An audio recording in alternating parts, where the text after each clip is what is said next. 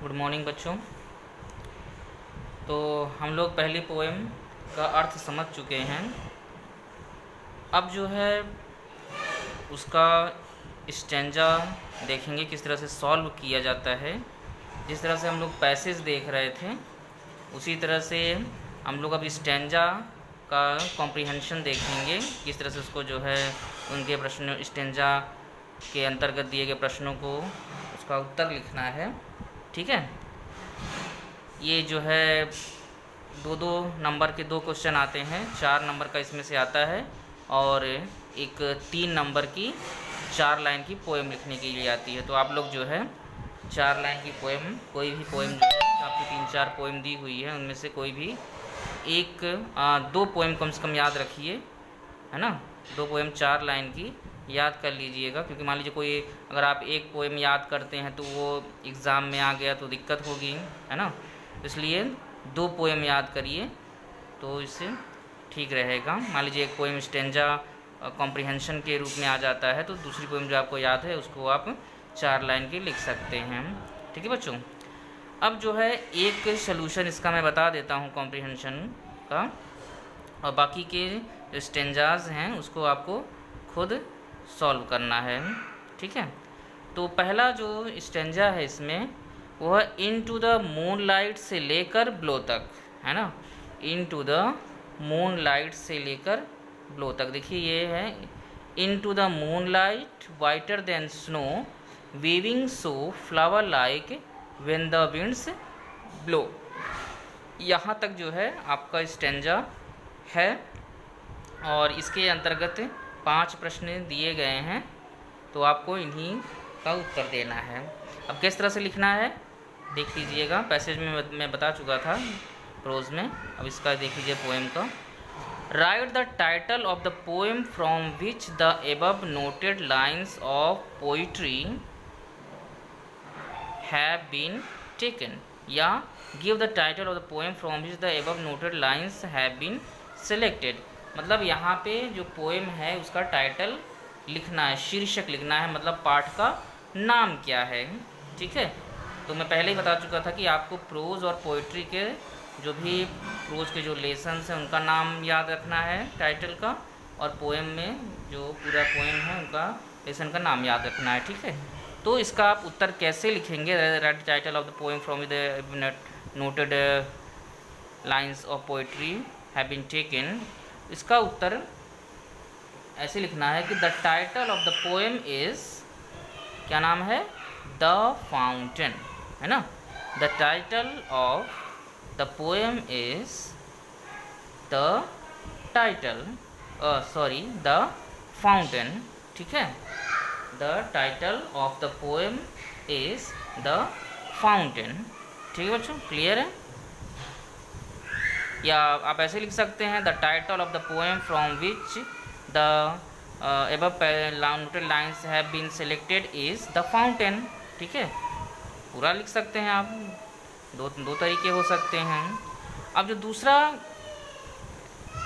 दूसरा इसका क्वेश्चन है, point out the rhyming words in the stanza, है ना। Point out the rhyming words in the stanza. अब राइमिंग वर्ड इसका ढूंढना, स्टेंजा में राइमिंग वर्ड्स क्या हैं बच्चों। राइमिंग वर्ड्स मैंने समझाया था 9th में, फिर से एक बार बता देता हूँ। राइमिंग वर्ड्स जो आखिरी के शब्द होते हैं, पोएम के जो आखिरी के वर्ड्स होते हैं, जब पहली लाइन का वर्ड और उसकी नीचे की लाइन का वर्ड्स आपस में मैच करता है तो उसे राइमिंग वर्ड कहते हैं, है ना। उसे लय वाले शब्द कहते हैं, जैसे सु गु, है ना, एक जैसा उच्चारण हो रहा है ना। तो इस तरह से जो है राइमिंग वर्ड्स होता है। अब इसमें देखिए क्या है rhyming words, in the moon light से लेके ब्लो तक। अब ये देखिएगा, into the moon light whiter than snow waving so flower like when the winds blow. तो यहाँ पर देखिए स्नो और ब्लो, है ना, स्नो दूसरी और चौथी लाइन जो है मैच कर रही है। तो आप इसका उत्तर कैसे लिखेंगे, the words snow and blow rhyme together, है ना। The word snow and blow rhyme together, मतलब जो स्नो और ब्लो है वो एक साथ ये वर्ड्स राइम कर रहे हैं, ठीक है। तो तीसरा प्रश्न है, what kind of movement does the word weaving suggest, मतलब इसमें जो वीविंग एक शब्द आया हुआ है वो किस तरह का मूवमेंट दर्शा रहा है। जैसे इसमें है वीविंग वर्ड, ये देखिए आया हुआ है ना, ये वीविंग वर्ड आया हुआ है। वीविंग सो फ्लावर लाइक, मतलब फूलों की तरह हिलता है ना। तो वीविंग वर्ड किससे मतलब है, लहराने से, हिलने से है, हिलने डुलने से है, मतलब मूवमेंट करने से है। तो इसको आप कैसे लिखेंगे कि द वर्ड, है ना, इस तरह से लिखना है आपको।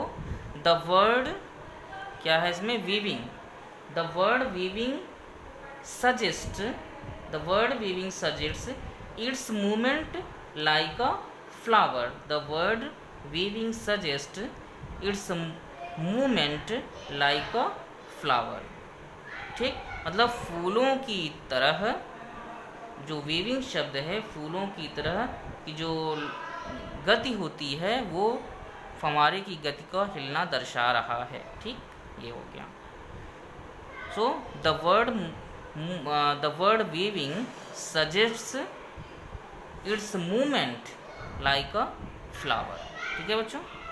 अब चौथा प्रश्न है, what colour is the fountain in the moon light, what colour is the fountain in the, मतलब चंद्रमा की रोशनी में फाउंटेन का कैसा कलर है।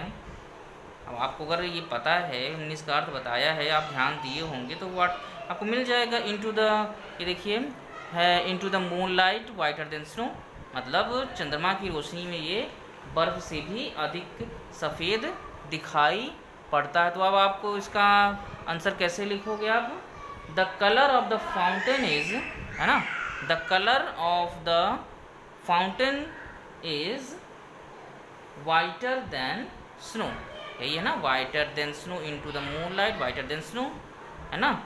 So the colour of the fountain is, है ना, या आप कैसे कर सकते हैं, the colour of the fountain is in the moon light is whiter than snow, ये आपका चौथा हो गया।